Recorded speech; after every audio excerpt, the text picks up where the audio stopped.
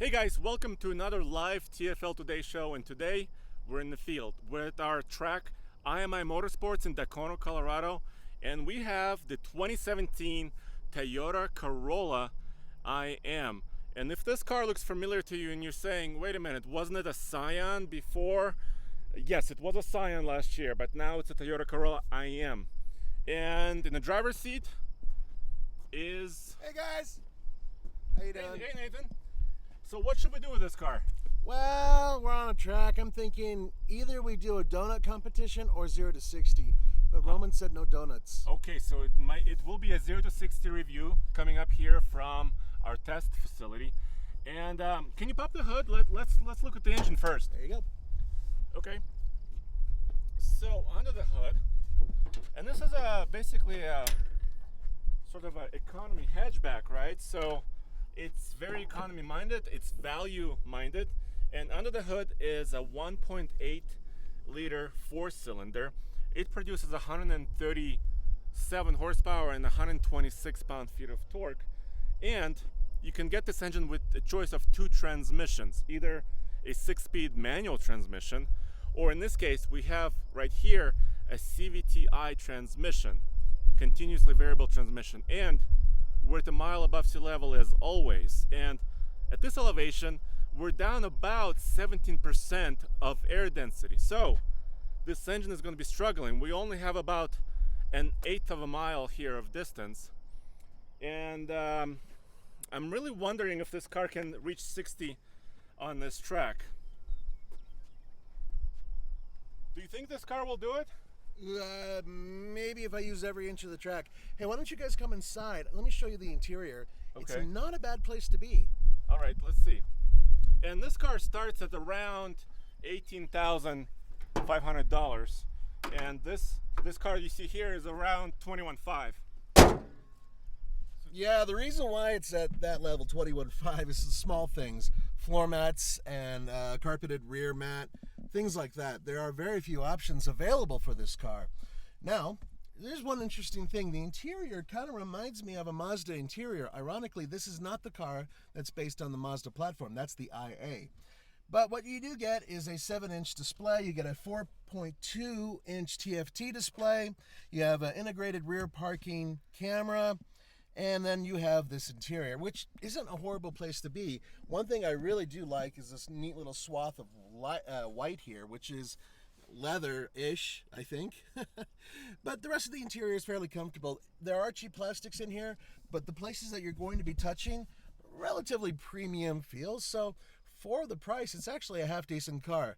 Now, right off the bat, I've driven both this car and I've driven the one with the manual transmission. Obviously, the one with the manual transmission is a lot faster, and I wouldn't be worried about it hitting 60 on this track. I am concerned that we may not be able to do it with this CVT, which, by the way, is a fake 7-speed transmission. It actually simulates the feel of the 7-speed automatic transmission. Hey Nathan, you've been challenged. BR Carlos says, I'll go outside naked with a watermelon on my head if that car hits 60 on that track. Okay, we want pictures. Whoa. Let's fire it up. Let's get it done. That is a great challenge. Okay, so also guys, this car, an interesting fact about this car, it's also based on a Toyota Auris that's sold in other markets like Europe. So if you're in Europe and this car looks familiar to you, it's called something else here, Corolla IM. And just take a look at the styling. We can do a little bit of walk around on styling after Nathan actually does this, but wow. So this runway here, this straightaway here is around an eighth of a mile, around 700 feet approximately, and he needs to use every inch of the runway because he needs all the distance to reach 60 miles an hour. And of course he's using a CVT transmission, 4-cylinder engine. You know, it's under 140 horsepower, so that's not a ton of horsepower. And okay, there he is. He's getting ready.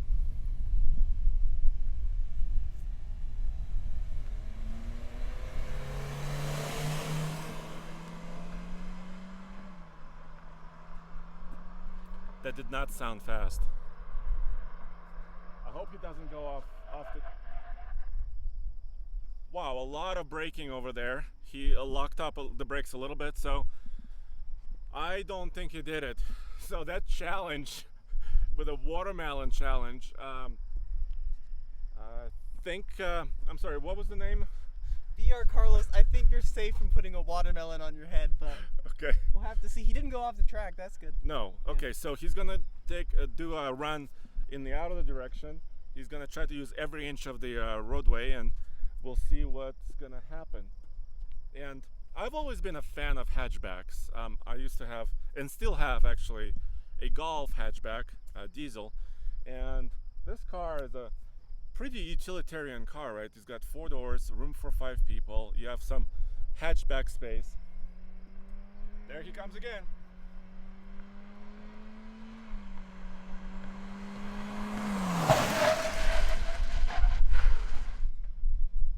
Well done. He really used almost every foot of this runway. And that car looks fairly sporty to me. You know, that spoiler, I'll show you the spoiler in a second. Okay, let's walk on this side and see what he does.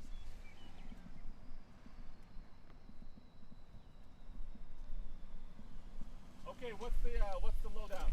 Somebody's gonna be running outside with a watermelon What? over their head naked. What? That's right, baby. Carlos, you're gonna have to run outside with the watermelon. Okay, so here I'm hitting memory, 13.58 seconds, Wow. and that literally was using more than the entirety of the straightaway here. I had to actually start at that corner, but I was able to do it. Now, that is not a great time, but I'm sure as Andres explained, we are over a mile above sea level, Yeah. and we're losing quite a bit of horsepower. Not to mention the fact that the CVT, it does not like to launch. I shut off the traction control. I put it in sport. I'm sure sport does so much. And yeah, that's what we got. But hey, at least we were able to get to 60. Thank you, Carlos, for Challenging us. Oh, it's going to be great. It was motivation for you, It was right? motivation. I actually wanted to purge a little bit so I'd be lighter to help the car.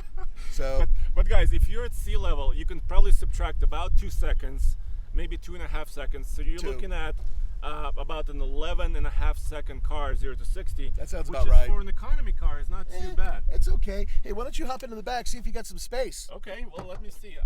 I usually love hatchbacks. You know me. Okay, so I am about just a little bit over 6'2", and actually I do have space. Are you comfortable up there? I'm fine, especially when your knees are hitting the back of the seat because it's like having a massage seat. Oh, good. Yeah, keep on So, going, baby. I just have barely enough knee room. My head just barely touches, so I can actually go for quite a bit of, you know, a small road trip, maybe around town for sure. Yeah, Vegas, baby. How about showing them the trunk? Yeah, the trunk. Yeah, and the which is styling. really what it's all about.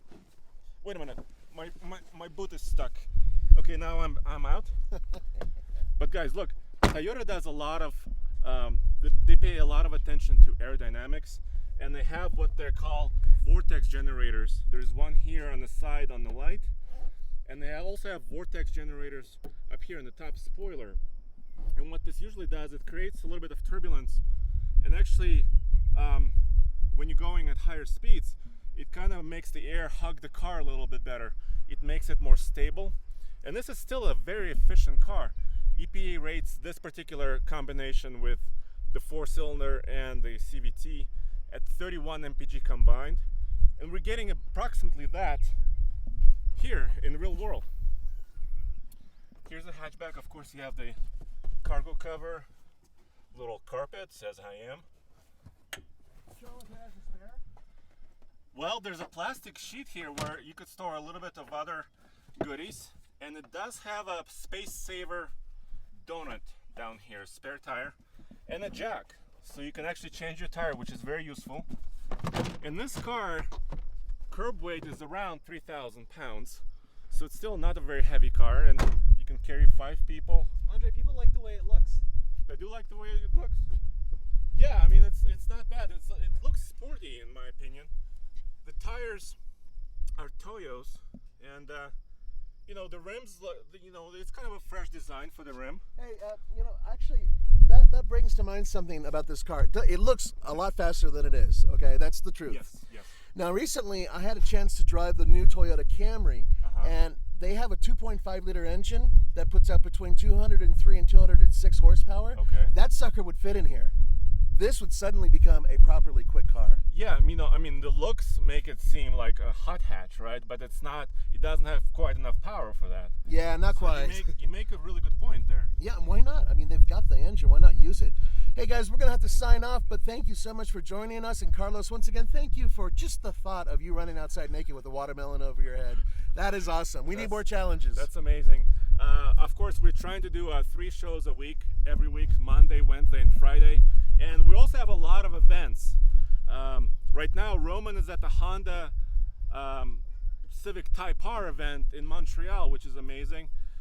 We also have, Volvo events coming up, and Mercedes and Toyota stuff that we're doing with the Camry. So we're very busy, and we try to come live to you from all of these events. And this Toyota IM surprised me. I really didn't think that it could make, you could do a 0 to 60 run on this straightaway. So thank you for joining. Thank you for your comments, and come back next week, obviously Monday, Wednesday, and Friday.